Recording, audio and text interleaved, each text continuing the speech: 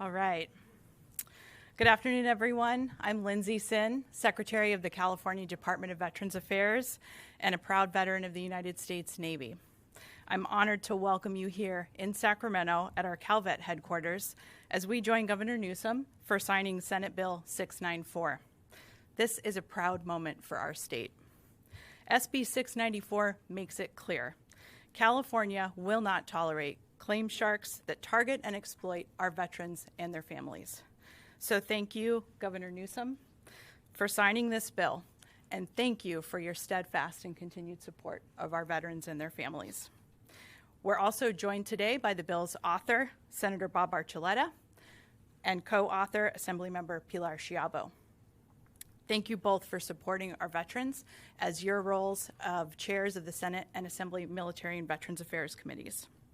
Thank you also to the support of Senator Sabrina Cervantes, to Attorney General Rob Bonta and his office for his co-sponsoring this bill and for his continued support as well. I'd also like to thank the coalition of veterans organizations that provide free, accredited assistance to veterans every day. Thank you to the California Association of County Veteran Service Offices, the VFW Department of California, the American Legion Department of California, the California State Commanders Council and its many members, and many, many more. And finally, thanks to our dedicated team at CalVet who work hard every day hand in hand with veterans as they assist them and their families. SB 694 supports this work. This law requires federal accreditation to represent or advise a veteran in filing their benefits. It prohibits unauthorized fees, and it protects veterans' privacy and security. This law ensures that we can fight the misinformation and false promises that so many of these companies make and who prey upon our veterans. But this wasn't easy. This coalition of veterans, service officers, legislators, and advocates fought an uphill battle of misinformation about how veterans can file VA disability claims and where they can access these benefits they have earned through their military service. All of these services are offered for free and always should be. Unfortunately, many veterans don't know that they fall prey to unaccredited companies who are charging outrageous fees, something that's already prohibited by federal law. So today, we stand firm in protecting our veterans and their families and state clearly that every veteran has the right to access their benefits for free with a VA-accredited organization or VA-accredited attorney. Now I'd like to introduce our next speaker, representing the partnership between CalVet and our county representatives, President of the California Association of County Veteran Service Officers, David West.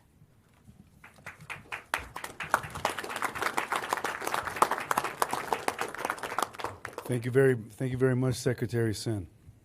On behalf of the California Association of County Veteran Services Officers and the veterans and families we serve across all 58 counties, thank you for signing Senate Bill 694 into law. County Veteran Services Officers see the impact of predatory claims companies every single day. We see it not in our reports or headlines, but face to face, across the desk, when a veteran comes into us confused, stressed, and often harmed by a system that promised help, yet delivered exploitation. These companies aggressively target veterans at some of the most vulnerable moments of their lives, right after discharge, during medical crisis, or when they're simply trying to understand the benefits that they've already earned.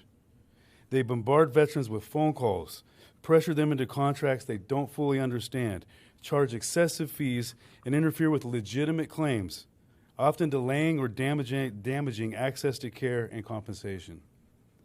One of those veterans was Christian Hamill. Christian was just 22 years old when he was discharged from the United States Marine Corps.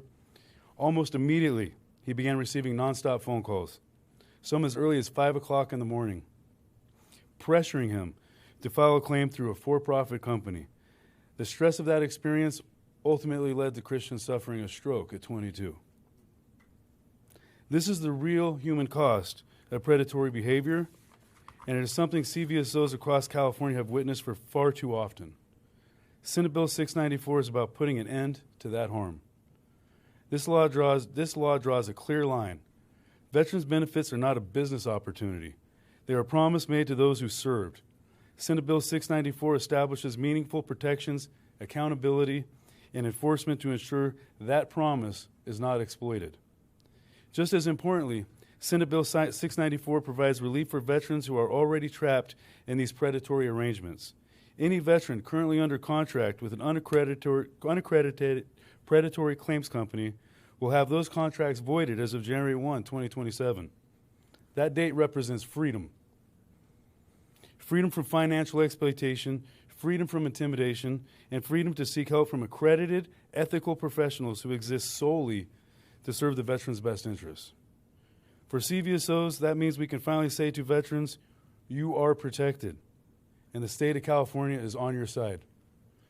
This bill passed because of collaboration between CVSOs, CalVet, legislative leaders, advocates, all who refused to accept that exploitation was simply the cost of doing business. It passed because people listened to veterans, believed them, and acted.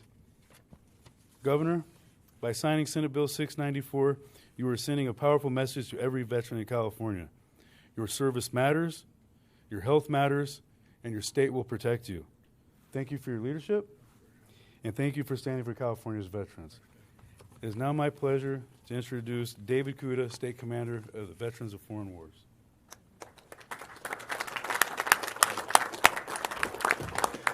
Good afternoon. I represent over 90,000 members of the California Veterans of Foreign Wars and its auxiliary. But more so, I represent a community of veterans and their families, as well as the community who supports all of us. Now, I'd like to say that this has been a partnership effort here in what we gather today to celebrate.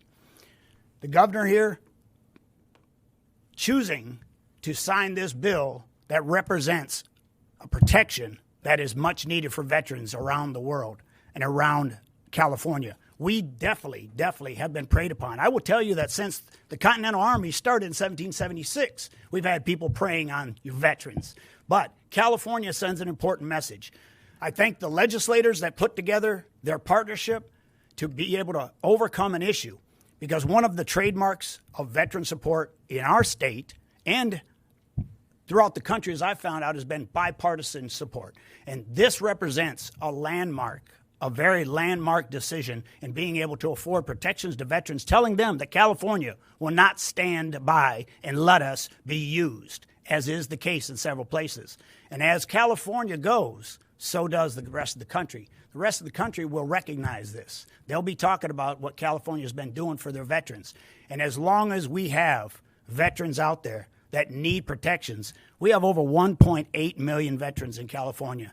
And we all know that the struggles that they go through, this provides a major protection so that they can get the benefits that they earned. And as my comrade David West said, this is not a Benny as far as something given. This is earned. They honored the contract. We honored the contract when we did what we did to serve our country. And this is honoring that contract. And California represents a very strong message in that. So I once again say thank you from all of the veterans that I represent to the congressmen, to the senators and to the assembly members and the governor himself. Thank you so much. It means the world to our families. Thank you. I'd like to introduce Attorney General Rob Bonta. Thank you. Well, let me just say thank you to Commander Kuda for the incredible words, and grateful for the opportunity to be here. Rob Bonta, California Attorney General, and proud to be here with all of these incredible folks, leaders, this amazing coalition to mark the signing of Senate Bill 694, which is a very important new law strengthening protections for veterans, strengthening protections for their families. I want to say thank you up front to our great Governor Gavin Newsom for his leadership, for his commitment to signing this bill, to Senator Bob Archuleta, Senator Sabrina Cervantes, and Assembly Member Pilar Chavo for authoring it and advancing it. It was a long road with many obstacles, and makes today even that much more satisfying and important in delivering such an important set of protections for our veterans. But most of all, I want to be very clear that without the veterans here today who advocated for this progress, who fought for this progress, who committed to this change, none of this would be possible. And I'm very honored, very grateful, very privileged to stand with such incredible champions. I want to also take a moment to honor the memory of Roger Meyer in particular, an Army veteran and California VFW leader who helped advocate with our office for an earlier version of this legislation. We're grateful for his service. We're grateful for his voice on behalf of veterans. His legacy continues to move forward in this bill and in many other ways. SB 694 is about stopping the exploitation of veterans, stopping that exploitation when they seek the benefits, as mentioned, that they earned through service and through sacrifice. Veterans showed up for us in service to this country, and we must show up for them when it matters most. That's exactly what SB 694 is about. Across the country, so-called claim sharks target veterans seeking help with their benefit claims, veterans who deserve qualified help, not financial traps, not exploitation. And the rule is simple. If you want to charge veterans for claims help, you must be accredited, and you must follow the law. Simple, but powerful. California already leads in providing free, trustworthy help through county veteran services offices, accredited veterans organizations, and VA accredited representatives. This law strengthens that system and protects veterans from predatory actors trying to game it. My office will enforce this law and continue working with our partners to protect all of those who served. In California, we stand with veterans, and we won't tolerate their exploitation. So with that, let me say thank you, and I want to pass it on to an incredible champion and partner in the legislature, Assemblymember Pilar Chavo.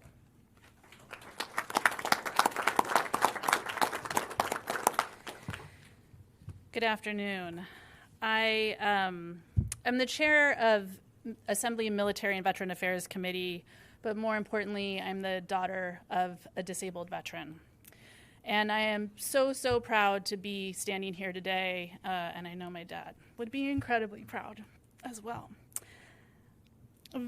Veterans earn their VA disability benefits through great sacrifice, and they deserve every single penny.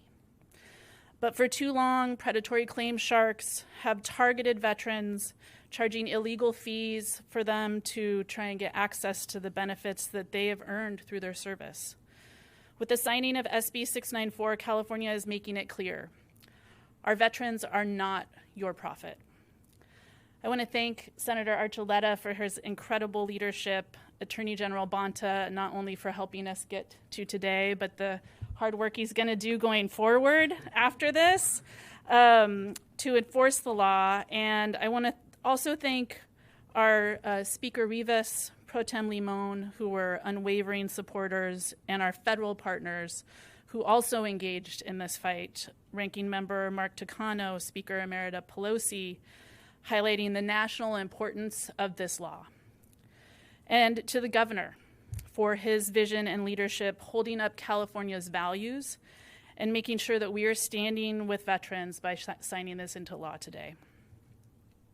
But especially I want to thank the veterans. The California Association of County Veteran Services Officers and the many veterans and veteran organizations who came to advocate. This was the hardest bill that I've had to work on since I've been in the legislature. And chairing military and veteran affairs, most of our bills are non-controversial. Most of them are bipartisan. And I know veterans have never had to work harder to be heard. And we know why that is, because there was so much money on the other side. This is a $73 billion a year industry. And what that means is that is $73 billion of taxpayer dollars that is going into the pockets of corporations instead of the pockets of veterans. California is saying that's not acceptable. It is already against federal law, but unfortunately the penalty that was in federal law was taken out years ago, and these illegal businesses have been allowed to not only flourish, but thrive and become millionaires. So California took a different approach. We invested in county veteran service officers. We have, free veteran service officers who will help veterans navigate the VA system for free. Our Military and Veteran Affairs Committee continues to fight to support our veterans. And, you know, as I said, this is personal. My dad was a veteran of the Vietnam War. He passed away almost exactly a year ago, and he battled cancer 3 times because of his exposure to Agent Orange, where in Vietnam he fixed the planes that sprayed Agent Orange, and he would sometimes be drenched in it. And he passed away because of his health complications due to that exposure of Agent Orange. My dad deserved every penny of his VA disability benefits. He could hardly breathe and had to take 2 naps a day at the end of his life just to get through a day.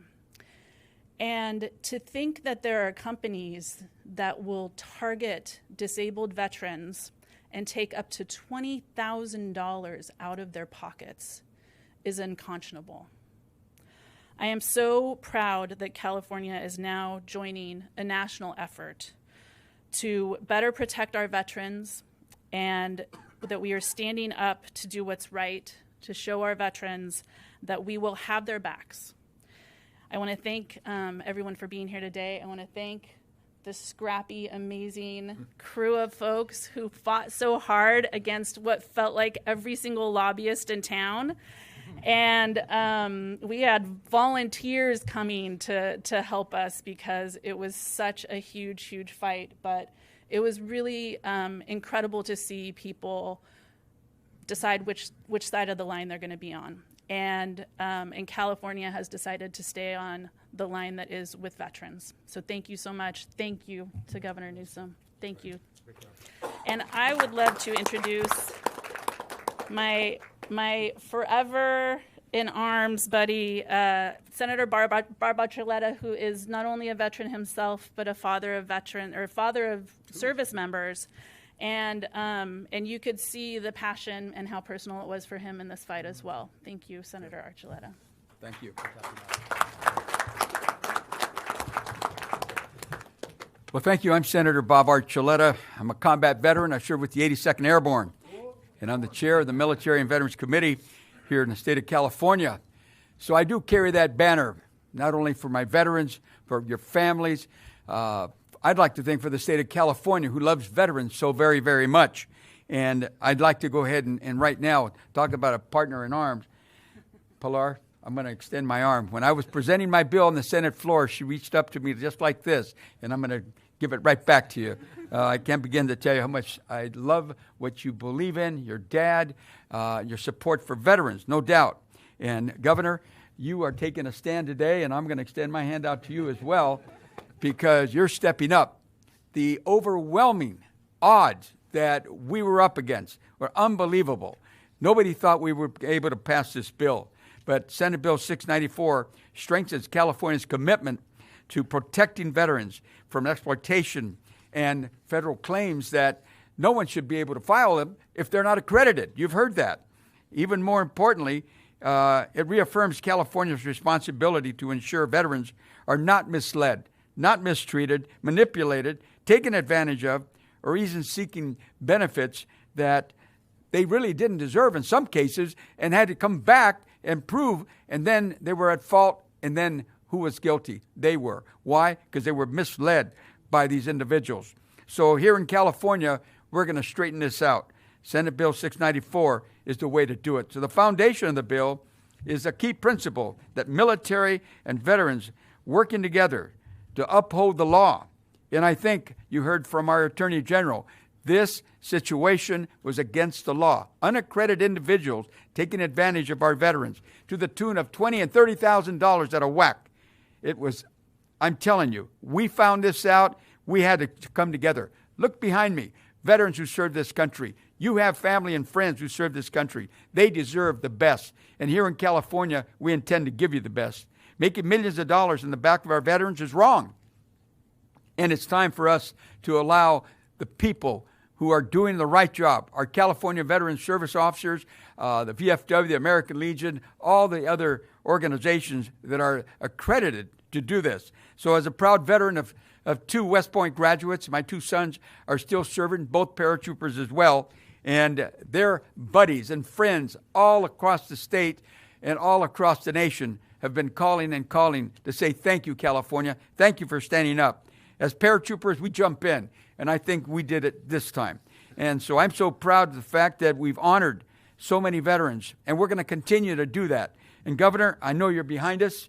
The Attorney General, Ron Bonta, I know you're going to go ahead and be tough. And this law will be enacted, and it will be protected to serve our veterans. So my colleagues in the Assembly, my colleagues in the Senate, I'd like to thank you publicly for all what you've done. It was a group effort. It took all of us. But again, to the County Veteran Service Officers, they're all over the state of California, to the VFW, AMVETS, AARP, PORAC, SEIU, and the Federation of Labor Unions. Even they jumped in because we can't allow anyone to take advantage of our veterans. So with that, someone who's carrying the ball all the way through California and across this nation to support our veterans, our governor, Governor Newsom. Thank you.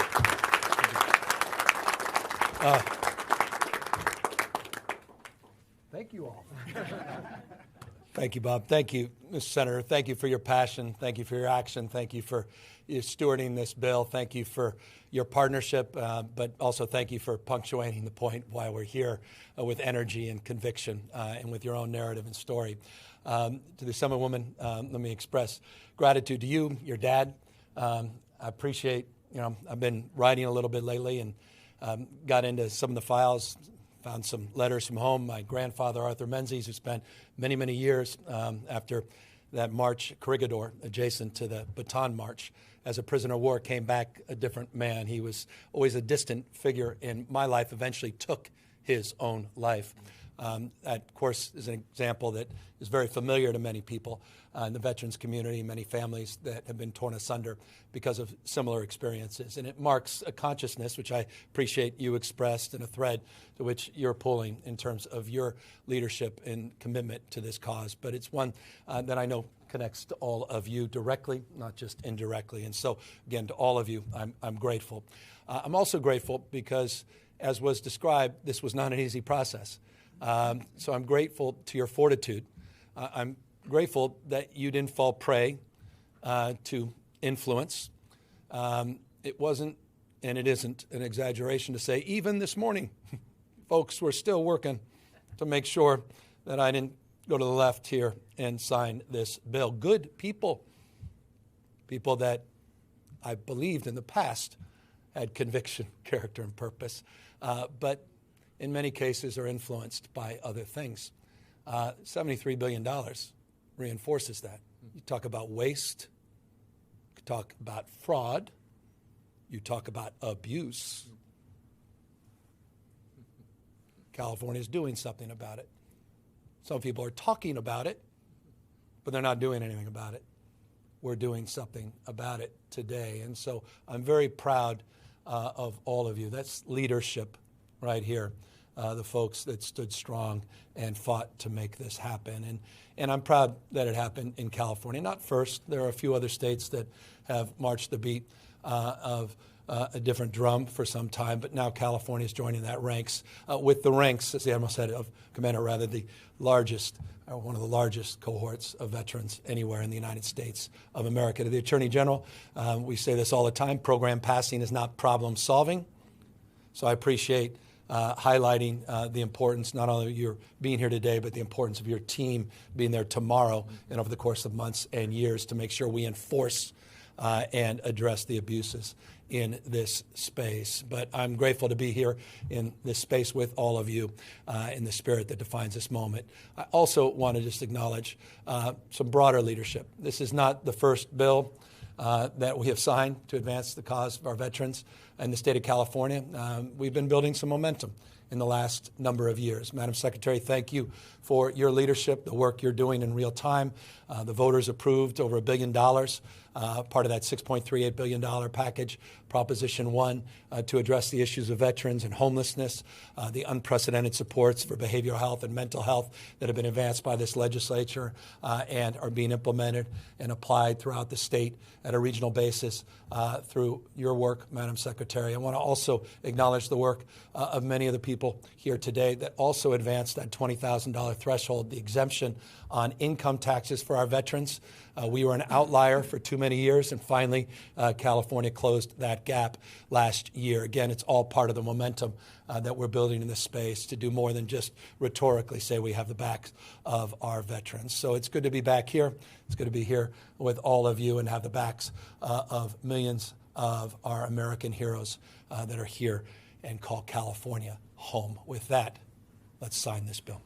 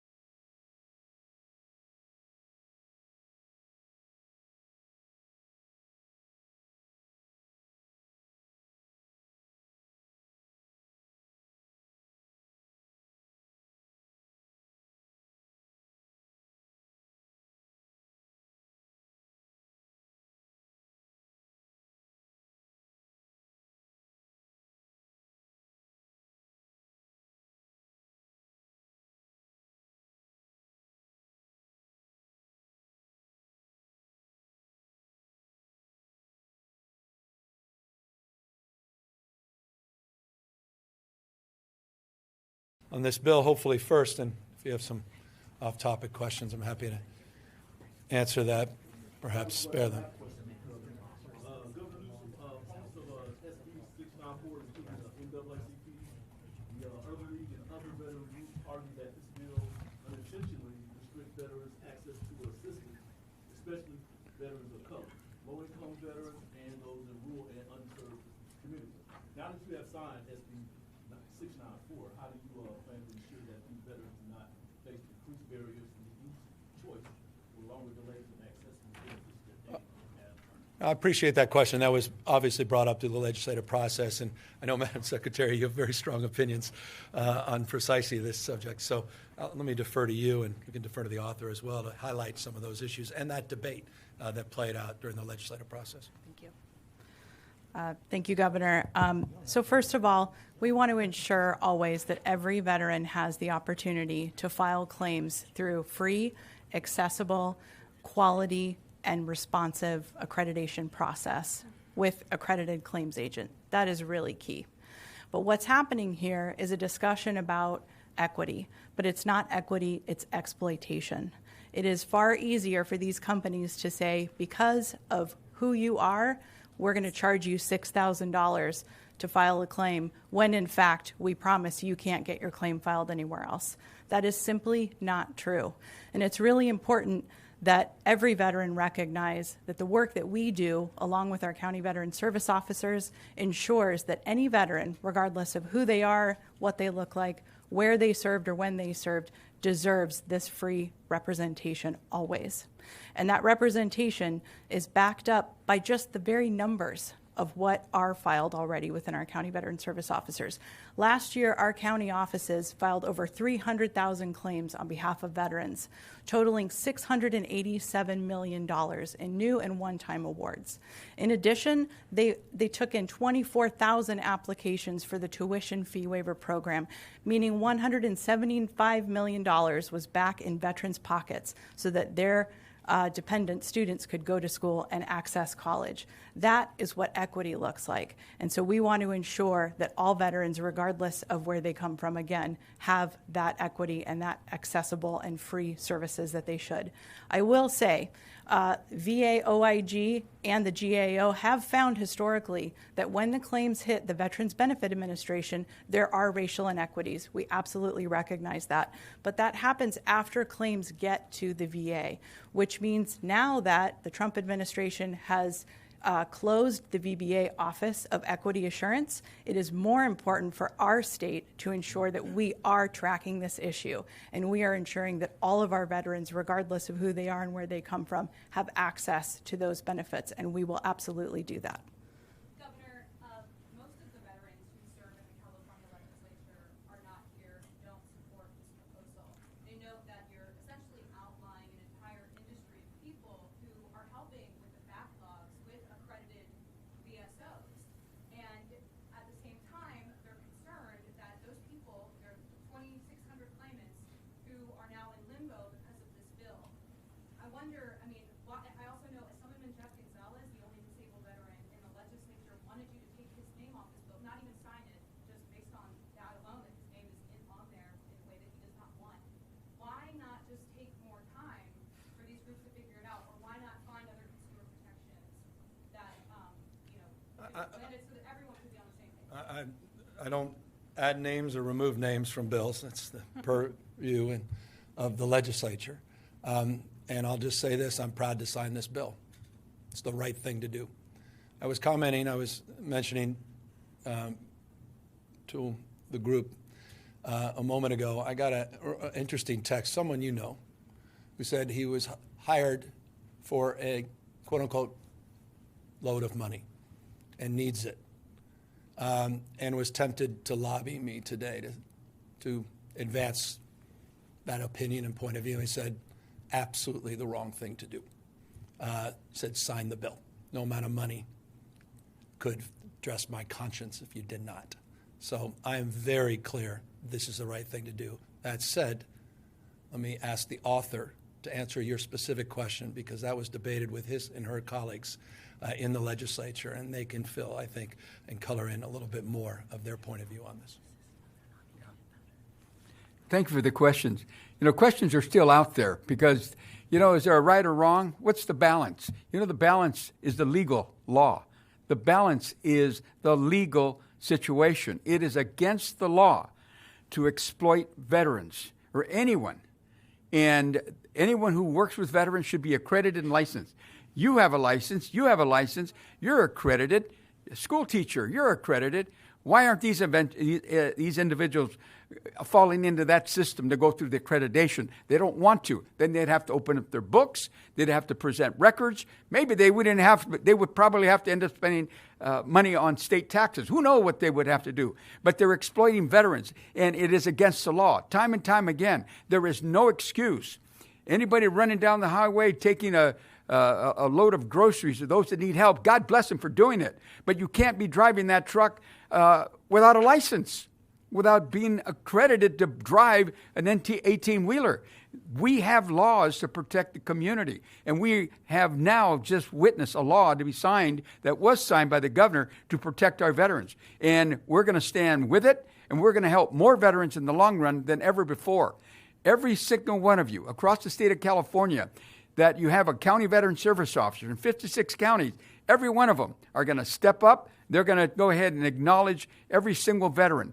Every single veteran that's in the system will remain in the system. We are going to help. We've got the commitment from the governor, the Secretary of Veterans Affairs, our colleagues. We're going forward with this bill, and we're going to protect our veterans. Thank you. Your colleague, Senator Tom Ummer, who is also a veteran, likened this situation to eviscerating criminal defense attorneys who are private, also not necessarily accredited. I understand they're in the bar, but it's almost as if Well, let me just point out, every colleague has his own opinion, and that's why it is so important that we understand. We put this out to everyone. Everyone had a shot at this, the good, the bad, the ugly. And guess what? The good prevailed because veterans need to be protected. And not everybody sees it. Well, guess what? I see it. I served. And I will tell you that as I fight for my 2 sons, and I will fight for every veteran, I will continue to let everyone know that all of us here representing veterans from the state of California across this nation are going to stand up, and the calls are coming in. Thank you, Senator Archuleta. Thank you, Governor. Thank you to all of us for what we've done. We've just took on the biggest lion that you can possibly find. They didn't think we were going to make it. Well, guess what? Veterans, when they come together and their families come together, they have a voice, and the voice was heard. Thank you. If I may just add, on the idea that they are helping, they are actually getting in the way of veterans getting their benefits because they're clogging up the system. So these claim sharks cannot go in like a county veteran service officer. David should come up here. Like a county veteran service officer can go in and electronically file a claim. These companies cannot legally go into that system. They're illegally trying to access people's records, which is also covered under this law to protect their information. So they're filing paper claims. And because there have been so many fraudulent paper claims because of the proliferation of these claim sharks, they are actually slowing down the process with the VA because the VA now has to go through analyzing every single application that comes in by paper with extra scrutiny because they are seeing so much fraud. And they're encouraging people. I spoke with one veteran who she was a single mom leaving an abusive relationship. She got promised that they were going to help her. They tried to push her to go see a non-VA doctor because they were trying to increase her benefit fraudulently. If she didn't feel comfortable, she backed out of it after already paying them thousands of dollars. And if she had gone through with that and then been awarded that benefit and they came back and said she was fraudulent, she would have been on the hook for that. So they are putting veterans at risk by doing trumped up and increased claims. So they're not only clogging the system through the applications, they're clogging the system through the phone line. They have these auto dialers. They get people's private information. They log in and they call through the rolls every single day to see if veterans got increased benefits so that they can go after them and say, now you owe us $5,000, $10,000, $20,000. So they are clogging the system in every single possible way. They like to say to veterans, we can get your benefit faster, we can get you more. Well, maybe if they're fraudulent, they can get them more. But they do not have a different road into the VA, and they are actually clogging up the only road that exists for veterans to get their benefits. And on the point that was made around attorneys, it's not even the same thing at all. It's apples and oranges. Because attorneys are under the bar. They are regulated. There is transparency. There is accountability. This is more like an illegal dentist in a garage operating. If that were happening, you shut it down. It's illegal. It's just illegal. And what they're doing violates federal law, plain and simple.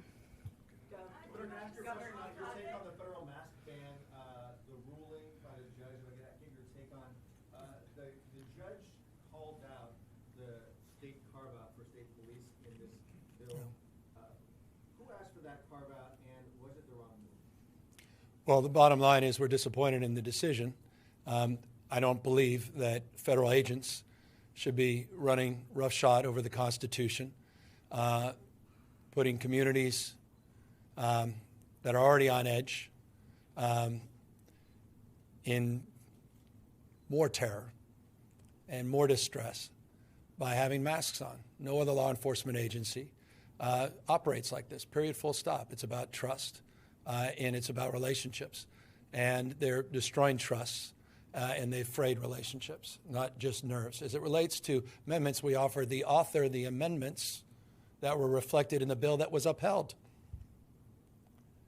Those amendments were not taken by the author. We believed it should have been a federal masking bill, period. We're pleased as it relates to the second decision, as it relates to the ID bill, and I appreciate the Attorney General's strong advocacy on both. That was upheld, and that's quite significant. California has led in this space and will continue, as the AG can, I imagine, attest, will continue our advocacy to move this process forward as well. And I don't know if you want to, this is if I may, because point of personal privilege, because he's been such a strong advocate on the masking bill. Mr. Attorney General, want to add anything to that? Yeah, thank you. Of course, my office has the duty and obligation that we take very seriously to defend in court the laws of the state of California when they are challenged, and we defended both laws in court. We're there, of course, for the hearing. We argued it, and the final ruling was consistent with what we expected from some of the clues left by the judge in the hearing. And I think what's most important is what the governor was saying, is that if you can't tell the difference between a criminal trying to harm you and a law enforcement agent who is masked and you don't know who they are and they're being aggressive and they seem to be threatening you, you have a huge problem. And accountability and transparency are critical. The masking policy of the federal government at this time does not meet those standards. It undermines trust, and it's a major problem. It's a public safety problem. And so the court upheld the bill, at least for now, in terms of not granting a preliminary injunction brought by the federal government on the ID portions, requirement of a badge number or a name, a department. That's fully upheld for now.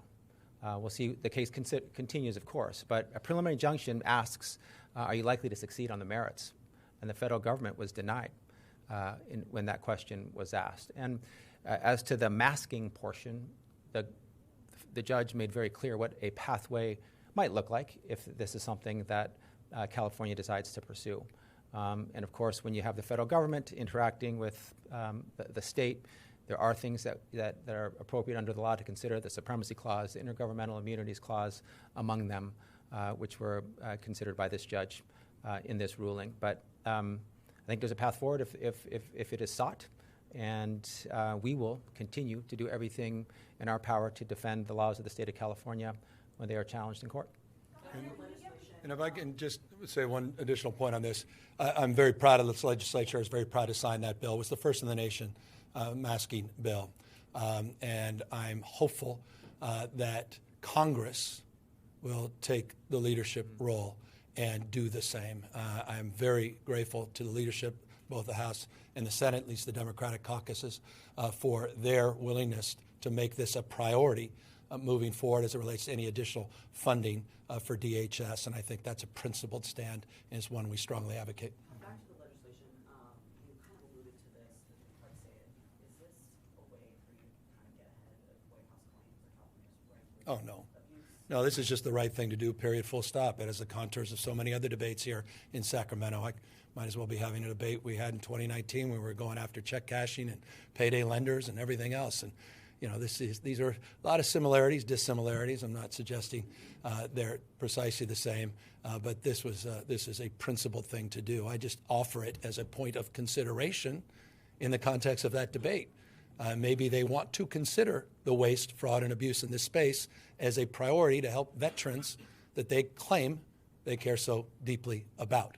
The rhetoric doesn't match that reality.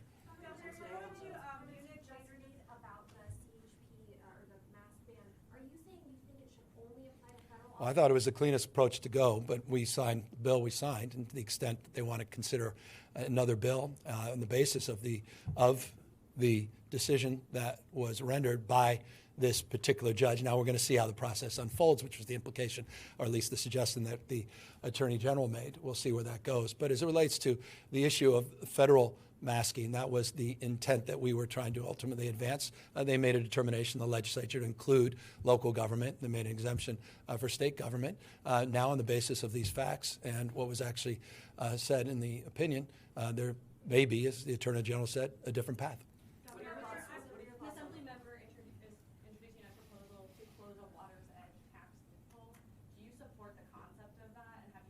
I haven't had any conversations about that. Governor, you're heading to Munich later this week to talk about climate. Can you talk about what your message to global leaders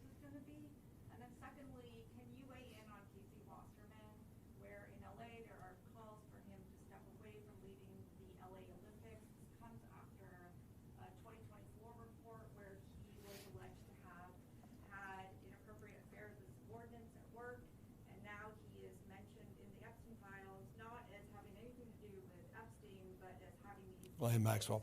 Yeah, no, I've read what you've read on that, and I'm aware on the basis of the response by Casey, his statement. I haven't had a chance to sit down with him, and I'm looking forward to doing that. I'm also looking forward to the other 3 million pieces of evidence on the Epstein file to be released by the Department of Justice. What the hell are they hiding? They've only released half of the documents. That needs to happen, and to the extent that I will have a stronger opinion, will be on the basis of that engagement directly with Casey. On the issue of the environment, and goes to the endangerment finding issue that was brought up and highlighted this week under the EPA, I'm going to not double down on stupid.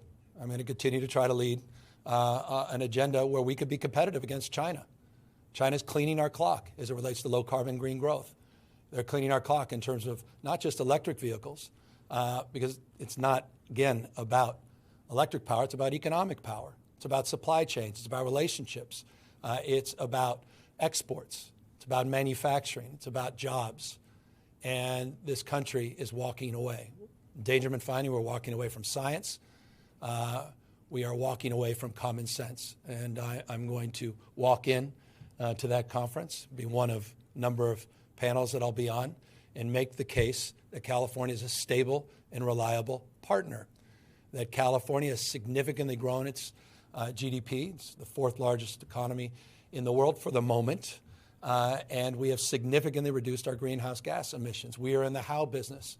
We are implementing our ideals. 3/4, or rather 2/3, 67% of the economy of this state runs on 100% renewables, at least 100% of that 67%, meaning California is demonstrating at scale that we can lead with the application of these new technologies, and we are a big beneficiary of the economic benefits of that as well. What's your comments on President Trump posting that video of the Obamas that day? Well, it's disgraceful. It's racist. It's abhorrent. Any other circumstance, that person would be fired. Board of directors would ask him to be fired, be ashamed and humiliated, and would have apologized. He did none of the above. The President of the United States sending out a racist trope should disgust every human being in this room, everyone. I don't care if you're Democrat, Republican, Independent, watched Kid Rock this weekend or Bad Bunny. You should be disgusted by the behavior of the President of the United States. And then I'll extend it. The behavior included trying to lay out some anonymous staff member, if you believe that, lying to the American people, putting out a racist trope, disgraceful. Leader of the free world. I don't care who the hell you are. That was sick. It was sick. Sickens me in my core, and I appreciate you bringing it back up, because I can't believe that was washed away just with another news cycle. How the hell is he allowed to get away with that? You think he was doing it to avoid the Epstein spot? Public health funding by the White House today, $328 million of that is for California. So what is your response? 328, we're getting money? I didn't hear the first part. What do you say? Of the $600 million rescinded in public health funds from the 4 Democratic states, No. for California, that's $328 million. Yeah, we're going to litigate. We've got an attorney general that's well-versed in litigation, but he's more importantly, we litigate from a position of strength. We believe in the rule of law, not the rule of dawn. I hope it's dawned on you and everybody else that your question, what you just asked, framed with 4 Democratic states. Is litigation how we plan to address the lack in that funding? Well, when you have someone who doesn't believe in the law or thinks laws don't apply to him and consistently breaks the law, then you have to use the courts. They seem to be the only other branch of government functioning right now. Certainly not the supine Congress, not Speaker Johnson, who's nowhere to be found on any of this, who countenanced that racial video, who continues to countenance this kind of recklessness to the rule of law, congressionally appropriated funds that are being misdirected and abused by the President of the United States. Again, we are very familiar with this, and this AG is very successful in addressing this in a court of law.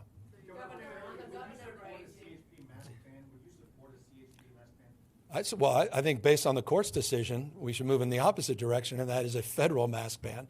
as it relates to federal agents. I think the issue that is at hand is ICE. The issue at hand is federal agents, period, full stop. To the extent we want to have a debate about local and state masking, that's a different conversation. But the issue at hand is the issue of ICE and the issue of federal agency that is abusing those masks in the context of their operations. Governor, on the governor race to replace you. I have no comment, none. Thank you. Next question. What are your thoughts on the very large field of Democratic candidates right now? I have none. Are you? It's, and forgive me, I said this a few weeks ago. I wasn't exaggerating. It's just not my focus. It's yours. I'm focused on my job. I've got a job. Yeah, sell by date. I'm very mindful of that, but I'm going to run a 110-yard dash in the spirit of the Olympics. I look forward to doing my job and you doing yours by continuing to ask that question. Last question. All right. I'm wondering, are you aware of a legislative proposal that would extend the right to remote work for state workers? I know you're Well, I was just talking to, we got to get these downtowns moving again. Got a sense of community and place. I'm supporting the local deli. It's been around 20, 30 years that doesn't know if they can last another 20, 30 days. I'm for sense of community and energy and daring. I'm for serendipity. I'm for relationships. I'm for bonds being formed. I'm for young people having a chance to be seen and heard and opportunities for growth and promotion. I'm for, I'm for addressing the issue of loneliness and isolation. I'm for getting us back. So as you know, I've supported that, and I believe that we're on track to do that July 1st. To the extent others have different opinions, I think that's reflected in your question. They do. My opinion has been consistent, and I hope was just reinforced very clearly in terms of the comments I just made. Any other final question with that? Oh, good. Are there any particular policies that your administration is planning in direct response to? Well, I mean, we're going to litigate again. What's so reckless about this, as you know well, is, I mean, this is the foundation of scientific reason that we can advance and arguments we can advance as it relates to our regulatory policies and position. But they're not even trying to address that because they know they'll lose because they're so sound. They're trying to go after the Massachusetts decision to go around this. And that just shows the lengths to which this administration will go to try to recreate the 19th century. We want to dominate the future. We want to be competitive, not just against China, but the rest of the world. We want clean air. We want clean energy. We want abundant energy. We want low-cost energy. We want to enjoy the tech stack that is part of this revolution. Other countries get it. We are doubling down on stupid. This is profoundly reckless to the economy of the United States. It is profoundly reckless to the health of the United States. This has nothing to do with making America healthy again or wealthy again. Quite the contrary. Thank you, guys. Thank you.